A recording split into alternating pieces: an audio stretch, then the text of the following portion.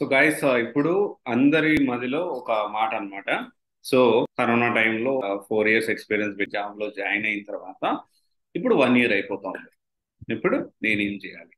ఇంతకుముందు ఉన్న ఎక్స్పీరియన్స్ ఇప్పుడు ఏంటి అంటే ఇప్పుడు ఫ్రీక్వెంట్ గా రీసెంట్ డేస్ లో చాలా ఎక్కువ మంది కౌన్సిలింగ్ లో అటెండ్ అయిన వాళ్ళు అడిగిన క్వశ్చన్స్ వాటి ఆన్సర్స్ నేను ఇప్పుడు మీకు చెప్తున్నాను క్లియర్ ఓపెన్ గా.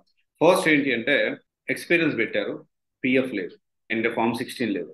ఏదో ఆఫర్ లెటర్ లీవింగ్ లెటర్ పెట్టేసేసి ఒక బ్యాంక్ స్టేట్మెంట్ ఎడిట్ చేసేసుకుని 4 years ఎక్స్పీరియన్స్ పెట్టేసుకుని పెద్ద ఎంఎన్సీ కంపెనీలో జాయిన్ అయిపోయాడు. సరే అప్పట్లో ఏదో వాళ్ళకి ఎక్కువ రిక్వైర్మెంట్ ఉంది కాబట్టి వాళ్ళు జాబ్లో తీసుకున్నారు, జాబ్లో జాయిన్ అయిపోయారు. అంతా వెల్ గుడ్ నడుస్తుంది, it is good going. And now they want to shift the company. So first rule లేకపోతే ఫస్ట్ ఇంపార్టెంట్ పాయింట్ ఏంటి అంటే ఫ్రెషర్ గా నువ్వు కెరియర్ స్టార్ట్ చేస్తుంటే, ఫ్రెషర్ ఏంటి చెప్తా వినండి, ఫ్రెషర్ గురించి ఎందుకు మాట్లాడుతున్నా చెప్తా. ఫ్రెషర్ గా కెరియర్ స్టార్ట్ చేసిన, 3 years ఎక్స్పీరియన్స్ పెట్టి కెరియర్ స్టార్ట్ చేసిన, 4 years ఎక్స్పీరియన్స్ పెట్టి కెరియర్ స్టార్ట్ చేసిన, మనము అర్థం చేసుకోవాల్సిన విషయం ఏంటి అంటే at least we need to work with the company for 3 years.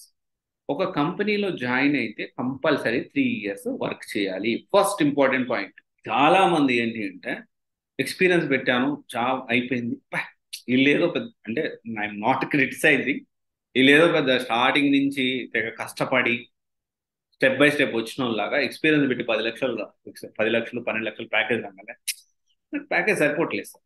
Want to change the company so that I get more salary కదా, నా టాలెంట్కి ఈ ప్యాకేజ్ తక్కువ అనిపిస్తుంది. హోల్డ్ అంత ఒక్క సంవత్సరం నువ్వేదో ఒక 3 years 4 years ఎక్స్పీరియన్స్ పెట్టి ఒక సంవత్సరం నువ్వేదో సాఫ్ట్వేర్ జాబ్ మేనేజ్ చేస్తే నువ్వేం తోపు కాదు. అండ్ ఓవర్ కాన్ఫిడెంట్తో ఉండకండి. 3 years ఉండండి, తప్పేం లేదు. మినిమం ఒక కంపెనీలో జాయిన్ అయితే 3 years అనేది అదే కంపెనీలో ఉండాలి. First point, first important point. మీరు ఇది విషయం నేను చెప్పే విషయం బట్టి మీరు హట్ అయినా, చెప్పే విధానంలో మీరు హట్ అయినా నేనేం చేయలేను. నేనైతే చెప్పాలనుకున్నా చెప్తాను, ఫస్ట్ పాయింట్. అండ్ తర్వాత పాయింట్ ఏంటి అంటే అంతకుముందు ఏ ప్రూఫ్ లేకుండా ఏదో ఎక్స్పీరియన్స్ లెటర్ పట్టుకొని వెళ్తే నీకు జాబ్ వచ్చింది, కానీ ఇప్పుడు అలా లేదు. So you need to be very clear. అంటే ఎంఎన్సీ కంపెనీలో కాకుండా స్టార్ట్అప్ కంపెనీలో ప్లాన్ చేసుకుంటా అని అనుకోవచ్చు, కానీ స్టార్ట్అప్ కంపెనీలో కూడా అంత ఈజీగా లేదు. ఒక ప్రాపర్ ప్లానింగ్తో వెళ్ళకపోతే కష్టమే. సో ఇదైతే క్లియర్. 3 years అయితే అదే కంపెనీలో వర్క్ చేయాలి, ఇర్రెస్పెక్టివ్ శాలరీ పెంచినా పెంచకపోయినా ప్రాబ్లం. కాంట్రాక్ట్ అయిపోతే ఎస్ మాట్లాడుతా దాని గురించి. అయితే ఇక్కడ ఇంకొంతమంది కంపెనీ అంటే ఇంకొంతమంది ఎలా ఉన్నాయి ఈ విషయం, ఎందుకంటే ఒక స్టూడెంట్ ఒక 10 లక్షల ప్యాకేజ్ ఒక కంపెనీలో జాయిన్ అయ్యాడు. అంటే జాయిన్ అయిన తర్వాత 1 year తర్వాత జాబ్ పోయింది, రెసిషన్ కారణంగానో బిజీ మళ్ళీ ఫెయిల్ అయ్యి what ever it may reason. అయితే 6 months ఖాళీగా ఉంది. అంటే అంటే డిప్రెషన్లోకి వెళ్ళాడు. సో ఐ వాస్ అంటే షాక్ అయిపోయాను. ఐ వాస్ షాక్ ఎందుకు అయ్యానంటే అయిపోయింది, అరే 6 months ఎందుకు మళ్ళీ గ్యాప్ తీసుకున్నావు? గ్యాప్ రావడం అనేది చాలా మంచిది కాదు అసలు. ఎందుకంటే చాలా కంపెనీస్ వరకు 6 months వరకు కన్సిడర్ చేస్తాయి, 6 months అప్ టు 6 months. కానీ ముందు ఫేక్ ఎక్స్పీరియన్స్ ఉంది, మధ్యలో జెన్యూన్ ఉంది, మళ్ళీ 6 months. ఇట్లాంటి సిచ్యువేషన్స్ చాలా డిఫికల్ట్ అవుతుంది. అండ్ ఒకసారి మీరు ఒకవేళ జాబ్ పోయిందంటే ఓకే, పోయిన దాని గురించి మనం ఏం చేయలేం. Let us come to the point and what we can do ఫర్దర్గా మనం ఏం చేయగలుగుతాం అని మాత్రం ఖచ్చితంగా ఆలోచించాలి. ఆలోచించి ప్లాన్ చేసుకోవాలి. అండ్ టైం ఏం చేయాలని ఆలోచించుకుంటూ కూర్చోవడం కరెక్ట్ కాదు. అప్పుడు దానికి తగ్గట్టు ప్రాపర్గా ఆలోచించి డెసిషన్ అనేది తీసుకోవాలి. ఓకే. అయితే ఇంకొక విషయం క్లియర్ ఇక్కడ. ఇంకొకటి ఏంటి అంటే కొంతమంది ముందున్న ఎక్స్పీరియన్స్ ఉంచాలా తీసేయాలి. సో ఇక్కడ ముందున్న ఎక్స్పీరియన్స్ అనేది ఎప్పుడు కూడా క్రాస్ వెరిఫై చేసుకోవాలి. జెన్యూన్ ఎక్స్పీరియన్స్ అయినా కానీ క్రాస్ వెరిఫై చేసుకోవాలి. ఎందుకు చేసుకోవాలి? We don't know whether that companies exist అన్నా, మనకు తెలియదు కదా ఆ కంపెనీ ఉందా, మూసేశారా, బ్రాంచ్ పెంచారా, లేదా లాభాలు రాలేదని కంపెనీ క్లోజ్ చేశారా. We don't know whether the companies exist అన్నా, and we need to check.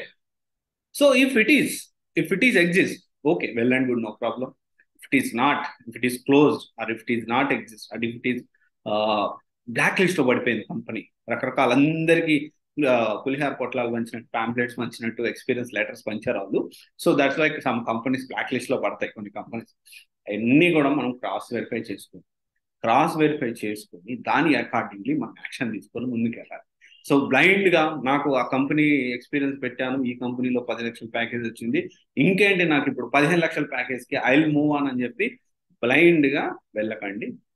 ఇంకొక పాయింట్, ఓకే, ఇదైతే గుర్తుపెట్టుకోండి. ఇంకోటి, బ్లైండ్గా వెళ్ళకండి. ముందున్న కంపెనీ క్రాస్ వెరిఫై చేసుకోండి. ఓకే, బాగానే ఉంది, కంపెనీ మారాం, కంపెనీ గురించి అంటే 3 years ఉన్నామన్నారు, ఓకే ఉన్నాము. తర్వాత ముందున్న కంపెనీ చెక్ చేసుకోమన్నారు, చెక్ చేసుకున్నాము. ఒకవేళ జాబ్ పోతే నెసరీ యాక్షన్ తీసుకొని నెక్స్ట్ స్టెప్ అనేది ప్లాన్ చేసుకోమన్నారు, అది ప్లాన్ చేసుకున్నాము. ప్లాన్ చేసుకోవడం అనేది ఇది సినారియో బేస్డ్ ఉంటుంది. మీకు అర్థం కాకపోతే కౌన్సిలింగ్ అటెండ్ అవ్వాలి, నేను ఎక్స్ప్లెయిన్ చేస్తాను. Okay, clear, 3 points. నెక్స్ట్, సరే, ఈ ఎక్స్పీరియన్స్ అంటే ఎప్పుడు ఎప్పుడు సరైన సమయం?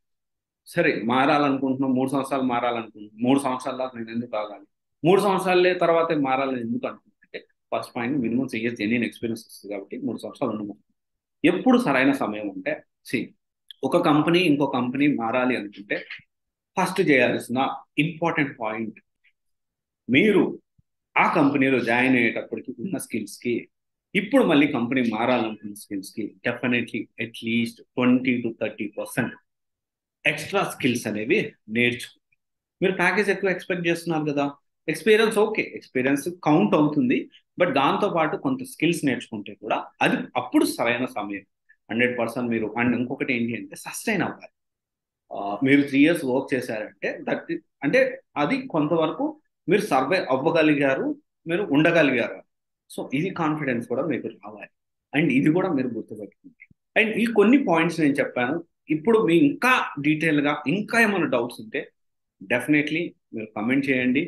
ఆ, ఒకవేళ నేను పబ్లిక్ డొమైన్లో ఇవ్వచ్చు అనుకుంటే నేను ఇస్తాను. ప్రాపర్గా ప్లానింగ్ చేసుకోండి. అండ్ ఎప్పుడు కంపెనీ మారాలో తెలుసుకోండి. 3 years అయితే కంపెనీలోనే ఉండండి. అండ్ ముందున్న కంపెనీస్ ఎగ్జిస్టా కాదో తెలుసుకోండి. ఇలాంటి కొన్ని నెసరీ యాక్షన్స్ తీసుకొని ఫర్దర్గా మీరు మంచి ప్యాకేజ్ మూవ్ అవ్వడానికి పాసిబిలిటీస్ ఉంటాయి. ప్లాన్ చేసుకున్న okay, thank you. This is Ram signing off CBSE guidance private limited, one stop solution for all job oriented courses. Thank you.